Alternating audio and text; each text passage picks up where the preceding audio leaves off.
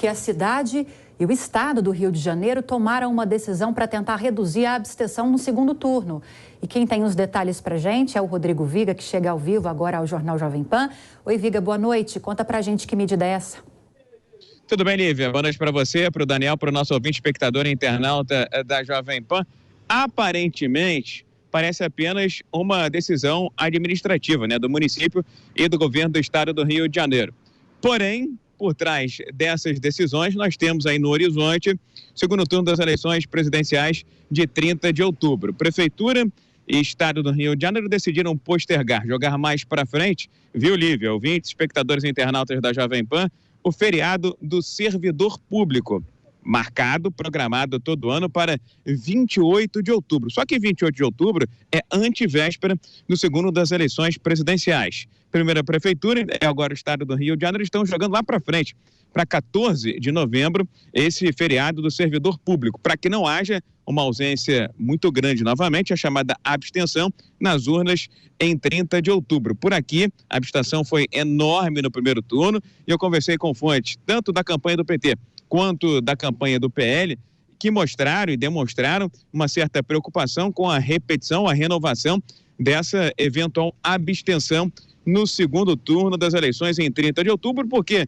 a votação vai estar, ou estaria, espremida entre dois feriados, o do servidor, dia 28 de outubro, e o feriado de finados que vem depois das eleições. Pelo sim, pelo não, a prefeitura, que é mais ligada ao ex-presidente Lula, e o Estado, que é governado pelo Cláudio Castro, do mesmo partido de Jair Bolsonaro, as duas administrações decidiram empurrar lá para frente, para 14 de novembro, esse feriado do servidor público, uma vez que a abstenção aqui no Rio de Janeiro bateu um recorde, foi a quase 23% do primeiro turno, superando inclusive os pleitos de 2018 e de 2014, é mais um estímulo para que as pessoas compareçam às urnas em 30 de outubro e evitem aquela enorme abstenção que em nível nacional atingiu mais de 32 milhões de brasileiros. Só para fechar, viu, Lívia? Ainda falando sobre essa questão aqui envolvendo segundo turno e Rio de Janeiro, a cidade de São Gonçalo, terceiro maior colégio eleitoral do Rio de Janeiro, virou uma espécie de menina dos olhos dos dois candidatos.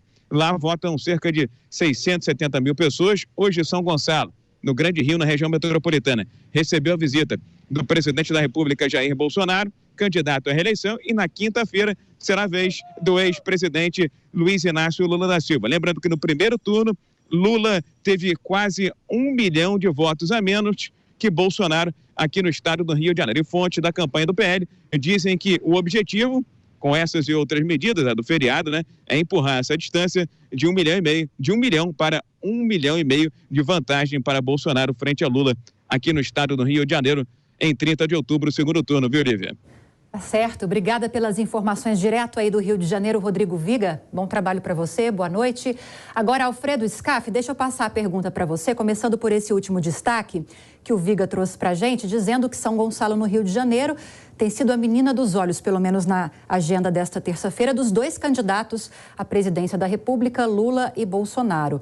Lembrando que recentemente Lula esteve no Complexo do Alemão e lembrando também que quem é mais forte no estado do Rio de Janeiro, quem venceu o primeiro turno das eleições, foi o presidente Jair Bolsonaro. Visitar esses locais, essas comunidades, como fez Lula, é uma estratégia importante para esses candidatos? Sem dúvida, para ambos os candidatos, visto que o Rio de Janeiro é o terceiro maior colégio eleitoral do Brasil.